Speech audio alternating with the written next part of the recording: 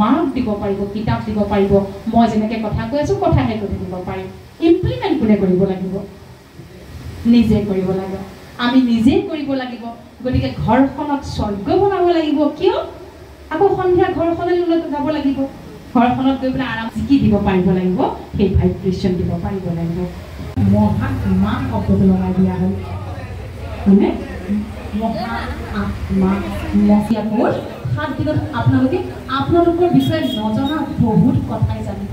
আমাৰ 2009 চনত আমি ভাৰত চৰকাৰৰ তৰফৰ পৰা উদ্যোগ আৰু বাণিজ্য ক্ষেত্ৰত আমি মানে ৰাষ্ট্ৰীয় পুৰস্কাৰ পাইছিলোঁ।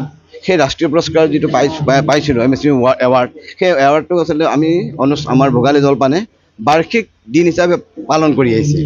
বিগত প্ৰায় 15 বছৰৰ যদিও এইটো মানে হৈ আছে, এবাৰ আমি অলপ ব্যতিক্ৰম কৰিছোঁ। মানে ইয়াত অকল আমাৰ যি আচলতে কৰ্মচাৰীসকলৰ যিটো মানে অনুষ্ঠানিকতা, মানে যিটো মানে আমি ৰং ৰহস্য বা খেলা ধূলাৰ পৰা আৰম্ভ কৰি নাচ গানৰ পৰা আৰম্ভ কৰি এইখিনি থাকে। ইয়াৰ উপৰিও আমি কিন্তু এবাৰ দুটা আমি অনুষ্ঠান যোগদান দিছোঁ। ইয়াত হ'ল মানে ব্ৰহ্মকুমাৰীৰ পৰা আমি নিমন্ত্ৰণ কৰি আনিছিলোঁ BK ৰুমা ডাঙৰীয়ানীক। তেখেতক আমি ক'বলৈ কৈছিলোঁ যে আমাৰ এই ব্যস্ততাময় আমাৰ কৰ্ম জীৱনৰ লগত আধ্যাত্মিকতাৰ কেনেধৰণৰ সম্পৰ্ক থাকে, বা এই আধ্যাত্মিকতা ৰক্ষা কৰি আমি আমাৰ দৈনন্দিন জীৱনটো আমি কেনেকৈ সুপৰিকল্পিতভাৱে বা সুপৰিচিতভাৱে আগুৱাই নিব পাৰোঁ, তাৰ বিষয়ে তেখেতক আৰু আমি আমন্ত্ৰণ কৰি আনিছিলোঁ আমাৰ এই ডিপাৰ্টমেণ্টৰ মানে বিভাগৰ আমাৰ শ্ৰীযুত জিতেন কলিতা ডাঙৰীয়া। তেখেতক আমি কৈছিলোঁ যে আমাৰ এই ব্যস্ততাময় আমাৰ কৰ্মচাৰীসকলক আমি আৰু কেনেধৰণে সুপৰিকল্পিতভাৱে আমি কৰ্মৰ ক্ষেত্ৰত আগুৱাই নিব পাৰোঁ, বা তেওঁলোকেও যদি আমি এটা সদায় অনুভৱ কৰোঁ যে আমাৰ যিসকল ইয়াত কৰ্মচাৰী আছে, কাৰণ মই এটা সময়ত কৰ্মচাৰী আছিলোঁ, মই চাকৰি কৰি আছিলোঁ, চাকৰিৰ পৰা মই অনুপ্ৰাণিত হৈ মই নিজকে যাতে মই ব্যৱসায়ী হ'বলৈ সক্ষম হৈছিলোঁ। ঠিক তেনেদৰে মই ভাবোঁ যে আমাৰ ইয়াত যিসকল কৰ্মচাৰী কৰি থাকে, তেওঁলোকেও যাতে ইয়াৰ পৰা ওলাই গৈ পেলাই ইয়াৰ পৰা এই দক্ষতা আৰু এই বিষয় এইবিলাক মানে এটা ব্যৱসায় বিষয় ইয়াক গ্ৰহণ কৰি পেলাই নিজে নিজে চাবলৈ পৰীক্ষা পাৰে, তাৰ বিষয়ত ক'বৰ বাবে আচলতে আমি নিমন্ত্ৰণ জনাই আছোঁ আমাৰ শ্ৰীযুত জিতেন কলিতা ডাঙৰীয়া। আমাৰ যিসকল কৰ্মচাৰীয়ে বিশেষভাৱে ধৰি লওক পাৰদৰ্শিতা দেখুৱাইছে বা বিভিন্ন ক্ষেত্ৰত, আমি কাৰোবাক ধৰি লওক এটেণ্ডেঞ্চৰ ওপৰত ভিত্তি কৰিব দিছোঁ, কোনোবাই ধৰি লওক চেলছৰ ওপৰত ভিত্তি কৰিব দিছোঁ, কোনোবাই দিছোঁ অল ৰাউণ্ডাৰ হৈছে, তেওঁ মানে সকলো ক্ষেত্ৰতে তেওঁ কৰিব পাৰে। এনেধৰণৰ আমি প্ৰায় 22টা শিতান ঠিক কৰিছোঁ। 22টা শিতান ঠিক কৰি পেলাই এনেকৈ আমি প্ৰায় 25জন আমাৰ ইয়াৰ কৰ্মচাৰীক আমি তেওঁলোকক মানে আমাৰ বঁটা দিবলৈ স্বীকৃতি যে তেওঁলোকে এই বিশেষ ক্ষেত্ৰত যিখিনি পাৰদৰ্শিতা দেখুৱাইছে তাৰ পৰিসৰত আমি স্বীকৃতি দিছোঁ। ইয়াৰ লগতে আমি আৰু কিছুমান বঁটা আমি ৰাখিছোঁ।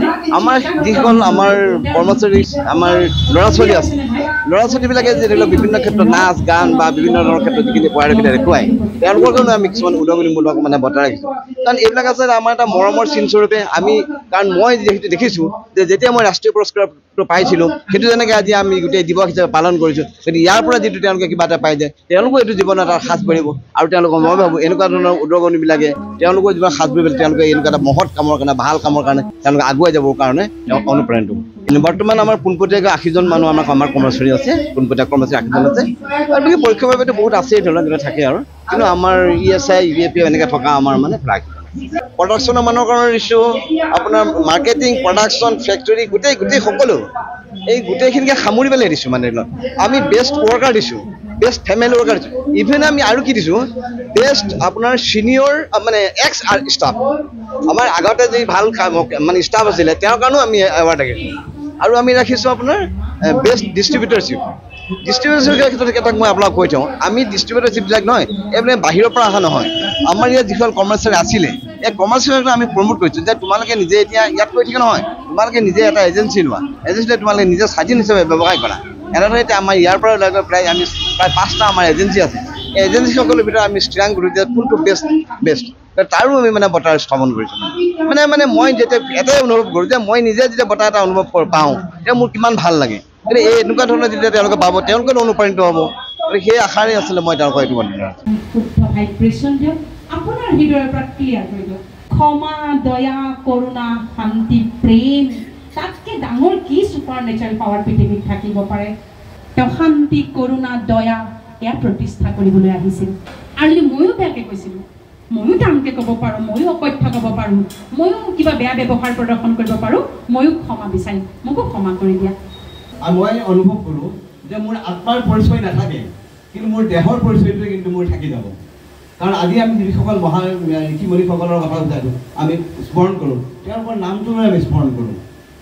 নামটো মানে তেওঁ যিটো দেশেৰে তেওঁ পৰিচয় হৈছিল, মহাত্মা গান্ধী হওক বা যীশুখ্ৰীষ্ট হওক বা কিবা হওক, সেই যি দেশেৰে তেওঁ পৰিচয় হৈছিল এই দেহাটোৰ প্ৰতি, গতিকে মই আচলতে মই আপাত পাই কিন্তু মই মোৰ দেহটোৰ প্ৰতি মই বেছি দিনি মই ভাবোঁ এতিয়া মই মোৰ দেহটোক মই কেনেকৈ আচলতে মই আত্মা নহয়, মই সদায় আত্মাৰ প্ৰতি মই চিৰকৃতজ্ঞ, কাৰণ সেইটো মোৰ এটা ধাৰাবাহিকতা। কিন্তু মই যে এই আজি বিশ্বত বা মই আজি মোৰ সমাজত বা মই আজি কিবা মই যদি ৰাখি যাবলৈ হয়, মই মোৰ এই কাব্যিক যদি মোৰ দেহা, এই দেহাটোৰে যে মই পৰিচয় দি মোৰ নাম অজিত শৰ্মা হওক বা ভোগালী জলপান হওক, তাকে মই চিৰন্তন কৰি ল'ব বিচাৰোঁ। তাক মই কেনেকৈ কৰিম? ইয়াতে কাম কৰি মই খুবেই ভাল পাইছোঁ, সেইকাৰণে আজি এই 23 বছৰে ইয়াতে কাম কৰি আছোঁ।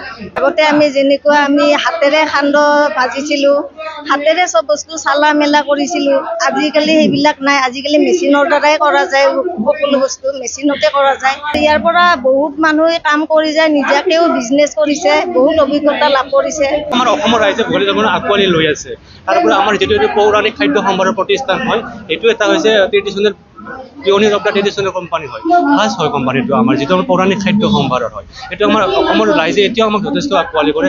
আমি যেতিয়া ছাৰ্ভিচ কৰিব যাওঁ, দোকানত ভিজিট কৰিব যাওঁ, যেতিয়া আমি নতুন প্ৰডাক্ট মানুহৰ মাজলৈ লৈ যাওঁ, তেতিয়া আমাক যথেষ্টখিনি আমাক উৎসাহ কৰিব, ভোগালী জলপান কৰা বঢ়িয়া এনেকুৱা ধৰণৰ আমাৰ এইটো এটা গৌৰৱৰ ক্ষণ হয়, যিটো আমাৰ 2009 চনত আমাৰ কোম্পানীয়ে ৰাষ্ট্ৰীয় পুৰস্কাৰ পাইছিল, যিটো ৰাষ্ট্ৰপতিয়ে প্ৰদান কৰিছিল।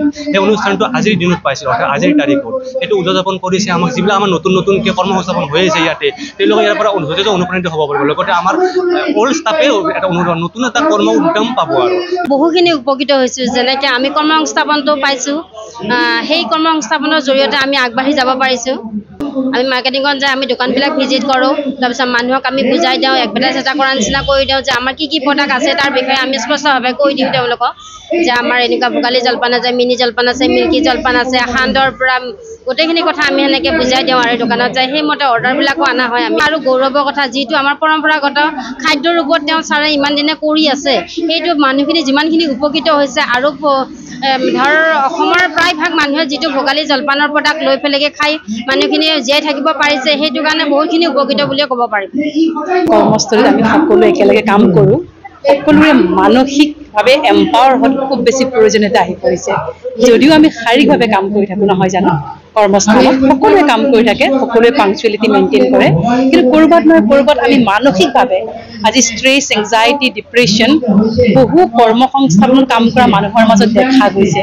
তাৰ বাবে আধ্যাত্মিক প্ৰয়োজনীয়তা আৰু মেডিটেশ্যনে আমাক কিমান দূৰ সফল কৰিব পাৰে, এই ক্ষেত্ৰত কিদৰে আমি মানসিক আৰু শাৰীৰিকভাৱে খুব সুন্দৰকৈ হেপ্পী হৈ আনন্দিত হৈ আমি কাম কৰিব পাৰোঁ, তাৰ ওপৰতে আচলতে অকণমান আজি পৰ্যালোচনা কৰা হ'ল।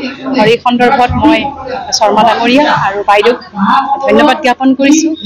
প্ৰজাপিতা ব্ৰহ্মকুমাৰী ঈশ্বৰ বিশ্ববিদ্যালয়ৰ তৰফৰ পৰা আমাক মাতি এইখিনি আমাক কোৱাৰ সুযোগ দিয়াৰ বাবে।